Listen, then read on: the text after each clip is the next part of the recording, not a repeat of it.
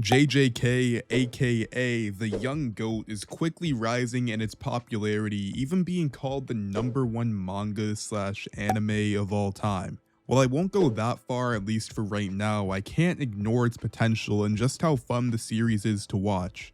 I've heard so many great things about the series, like the comedy's great, the fights are stellar, the mysteries are intriguing, the power system spectacular, and the world building is just crazy. But the most important thing that I heard is that there's just something about it, that Jujutsu Kaisen gives off this feeling that people haven't had since some of the goats of shonen. So in today's video, I'm here to discuss what that X factor of Jujutsu Kaisen is and what the series borrows from its predecessors to make it so spectacular. The author of Jujutsu Kaisen, Akutami, is not afraid to give props to mangakas and other series that inspired her. She said that she took inspiration from Eyeshield 21, One Punch Man, Bleach, Naruto, and World Trigger. But the person that he has to thank the most is Togashi. And this is pretty self-explanatory since Jujutsu Kaisen's power system was formed as a combination of Hunter x Hunters, Yu Yu Hakusho's, and World Triggers. Keep in mind, all of these comparisons are straight out of the author's mouth, just a little Naruto, some Yu Yu Hakusho, a pinch of Bleach, and then you get Jujutsu Kaisen. But what specifically was taken from each of these series to create JJK? The first thing that I want to talk about is the character dynamics of the main trio and their sensei. To me, this is a straight mix of Bleach and Naruto. The parallels between the main cast and Naruto are pretty obvious besides Naruto and Yuji, which I'll get to a little bit later. So first off, Gojo would fill the role of Kakashi. I mean, this is pretty apparent, they look very similar, and they serve the same role as the mentor. But there's one major twist, and it's just how overpowered Gojo is. He's pretty much top 1 in the verse of Jujutsu Kaisen, whereas Kakashi was strong but never top tier. This isn't to say that power equals good writing or even a good character, but it's really nice to see that the mentor is actually someone really strong and won't get super easily surpassed or overlooked like Kakashi was in Naruto. Then Sakura and Nobara, obviously both the females of the group, but Nobara is just better in every single aspect. She has cool powers, she isn't annoying, she's not obsessed with a member of the group, and she also isn't super mean to Yuji. She still hits him from time to time, but it's nowhere near as bad as Sakura. In fact, Nobara and Yuji are actually pretty good friends and pretty cordial off rip right after meeting each other, and there's none of this annoying dynamics between Sakura, Naruto, and Sasuke in Jujutsu Kaisen since the main trio was already pretty good friends with one another. Then Megumi Fushiguro, he fills out the Sasuke role, and while I did really enjoy Sasuke's character in Naruto, Fushiguro fulfills the role without any problems or major jealousy towards Itadori, and he still takes up the role as the cool secondary character for the group, strong, not overpowered, but also the more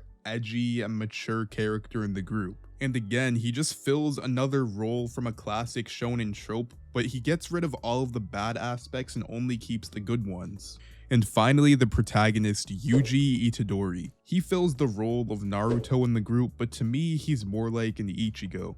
He didn't have a super hard life growing up, and even before he awakened his powers, he was pretty overpowered in comparison to everyone else at the school. And this is how I see him being more related to an Ichigo than a Naruto. The other really great thing about Itadori is just he's not super annoying. Yes, he does have the shonen tropes of wanting to do good and save people, but it's actually ingrained in his character as to why he wants to save people.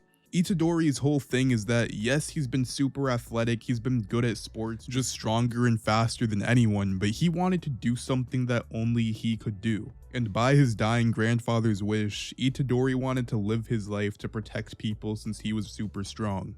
But it doesn't end there for his parallels with Naruto. The most obvious one is Sukuna being a lot like Kurama, but again, it's done much better in Jujutsu Kaisen. It's very interesting how there are actual packs, and Sukuna needs Itadori to survive, rather than Kurama just wanting to take full control of Naruto and eventually leave his body. These character dynamics are just excellent, and it seemingly took all of the good parts out of a really loved show like Naruto and left all the bad parts behind.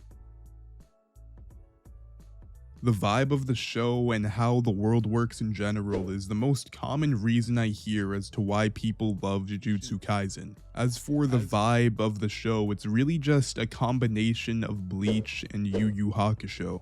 In all three shows, you have a main character who's already pretty strong in comparison to every single other normal character. Then some tragic event occurs that allows them to see things like hollows, demons, or curses. Then pairing with this tragic event, they also get a pretty significant power up. So as someone who's watched Yu Yu Hakusho, Bleach, and now Jujutsu Kaisen, the similarities are pretty obvious. But somehow Jujutsu Kaisen just seemingly always manages to take things that were great in the past and make them even better. The whole tone of the show is also a little darker and more mature than most other shonen of recent years. In general, the plot is a little darker because of the whole concept that curses are born from hatred and negative emotions. There's also higher stakes in the show since people seemingly die or get seriously injured in it. Again, characters don't have to die to make a show more intense or more dark, but it's always nice to see that there's some actual stakes in the series. Another thing that's kind of weird to quantify that also makes the tone a little bit more mature is the age of the characters. So Ichigo is 15 at the beginning of the series, Yusuke is 14, Itadori is 15-ish, but surprisingly to me, Deku was also 15 by the time UA started. Even though these characters are all the same age, Ichigo, Itadori, and Yusuke just all seem older. This one's kind of hard for me to explain since I'm not an artist or anything, but something about the character designs just make them seem older. Again, it's not the actual number of the age that matters, it's just the character design and how they seem older, which also just makes the show seem a bit more mature. This is probably another reason why a lot more old heads are enjoying Jujutsu Kaisen. Now the power system of JJK. As I mentioned earlier, the author of Jujutsu Kaisen mentioned that she was heavily inspired by World Trigger and Hunter x Hunter for the power system. The World Trigger parallels are definitely there, but so is Nen. The cursed energy system is very similar to Nen in a lot of ways. In both shows, you can have a certain amount of cursed energy or Nen, but it's not just a raw power level kind of thing.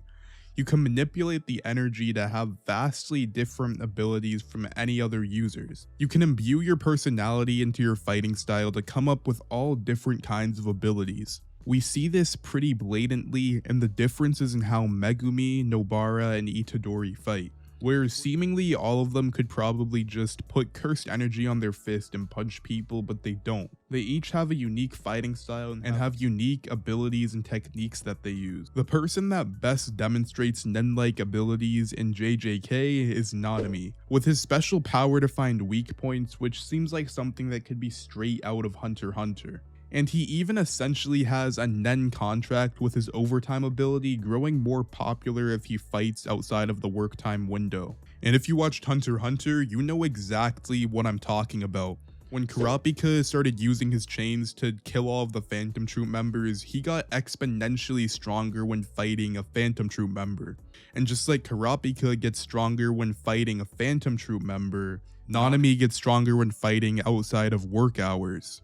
And all of that before I even mention the domains in Jujutsu Kaisen, which is definitely inspired by territories from Yu Yu Hakusho. And funnily enough, the mangaka of Jujutsu Kaisen mentioned that the Sensui arc where territories were introduced was her favorite and most inspiring arc in the show. Without going into too much detail, territories and domains are practically the same thing, but they're just a lot more fleshed out in Jujutsu Kaisen, and they seemingly have a bigger impact in the story. Overall, Jujutsu Kaisen really takes the best qualities from a ton of loved and well-respected series to make a hype and even more loved show that's sure to become one of the biggest animes of our current generation. Thanks for watching the video, I hope you guys enjoyed, and as always, that's just my thoughts, and let me hear yours in the comment section down below. And to stay up to date with all my future content, make sure to like and subscribe.